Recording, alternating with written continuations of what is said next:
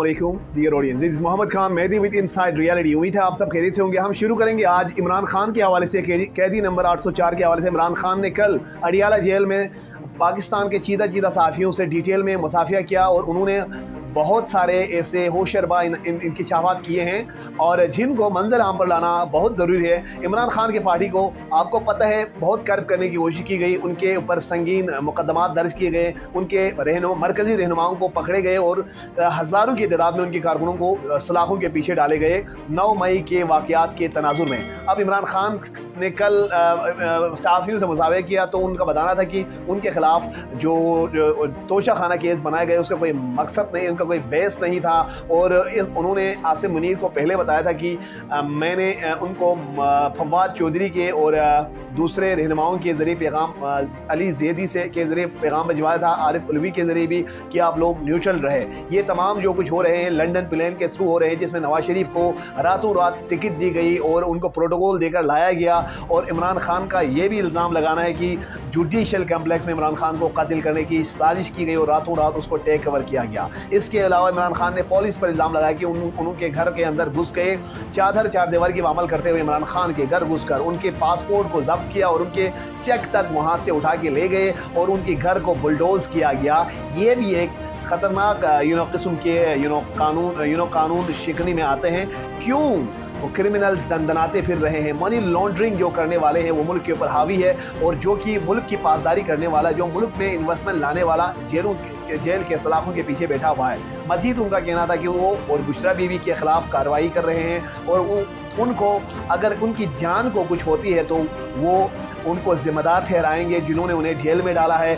और उनका मजीद कहना था कि अवाम ने जेल में रहते हुए इमरान खान के कारकुन बाहर निकले और चोरों को तारीख़ी सबक दी और पाकिस्तान की तारीख़ में ये वाहिद नौइयत का इलेक्शन था जिसमें तमाम तर धांधली और ओछे हथकंडों रिगिंग के बावजूद एक सियासी पार्टी उभर कर आती है और 2/3 मेजोरिटी हासिल की करती है, मगर उसके हकूक़ पर अब भी ढाका डाला जा रहा है।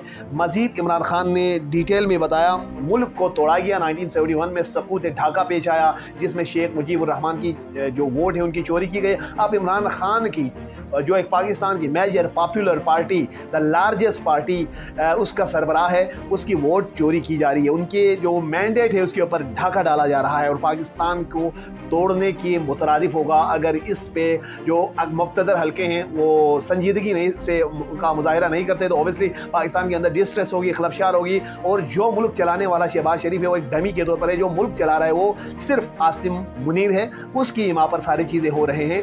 और उन्होंने आरिफ उलवी के ज़रिए पैगाम पहुँचाया कि उसको न्यूट्रल रहे, मगर अब तक ये चीज़ नज़र नहीं आ रहा।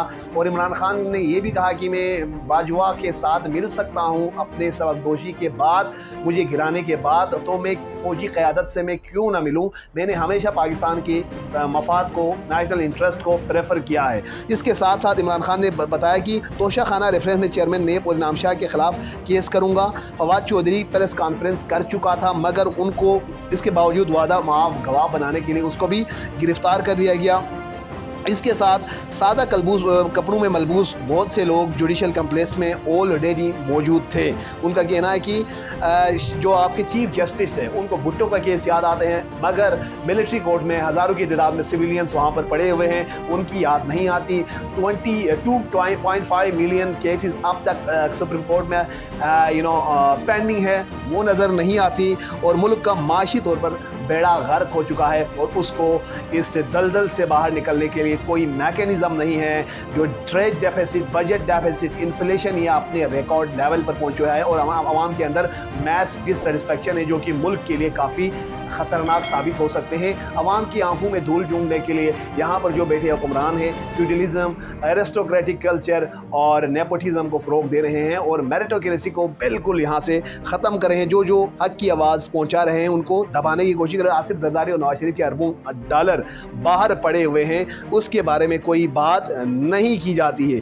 रादर मौजूदा हालात में अदलिया बिल्कुल भी आज़ाद नहीं है और जब तक अदलिया को आज़ाद नहीं किया जाता कौम चैन से नहीं बैठेंगे, ऐसी कौम तरक्की नहीं कर पाएंगे। इस तरह से इमरान खान ने अपने बेजारी का इजहार किया और उनका कहना था मुल्क की सूरत हाल बिल्कुल भी ठीक नहीं है और वह अल्लाह के हुक्म पर किसी भी वक्त वो नमूदार हो सकते हैं, उनका हक है। अगर उनके हाथ आते हैं तो वाहिद PTI ही वो जमात होगी जो कि मुल्क को एक सहारा दे सकें। और उन्होंने ये उम्मीद जाहिर किया, अदलिया के बारे में सवाल किया, चीफ जस्टिस के बारे में उन्होंने इस बारे में सोचने के बाद उन्होंने खामोशी का इजहार किया वो, और बताया कि जब तक फ्री एंड फेयर जुडिशरी नहीं होगी मुल्क में तरक्की करना एक ख्वाब ही रहेगा। पाकिस्तान के अंदर यकीनन जुडिशरी पार्शल है। जो जजेस ने परसों इस्लामाबाद हाई कोर्ट के एक्यूज़ किया कि इंटेलिजेंस एजेंसी उनके अंदर मुदाखलत करती है, जिसकी वजह से पाकिस्तान के अंदर स्पीडी जस्टिस मुयसर नहीं है। Obviously justice delayed is justice denied. किसी भी कंट्री का जो बेसिक कोर एलिमेंट जस्टिस होता है, अगर वहाँ पर जस्टिस नहीं होती तो फिर टेररिज्म, एक्सट्रीमिज़म, पावर्टी, फिर मुख्तलिफ़ किस्म के इन्फ्लेशन, ट्रेड डेफिसिट, ये सारी चीज़ें उसके ऑफ शूट्स है, इसके एलिमेंट्स है। और जस्टिस अगर इंश्योर किया जाती है उसके लिए निज़ाम को ट्रांसफॉर्म करने की ज़रूरत है। जुडिशरी है उसको इम्पार्शियल होने की ज़रूरत है। आपसे गुजारिश है कि आप हमारे चैनल को सब्सक्राइब करें, बेल आइकन पर क्लिक करें ताकि मस्तंद खबरों के लिए आप हमसे जुड़े रहें। I will bringing more facts and reality with you. Stay tuned with Inside reality. Thank you.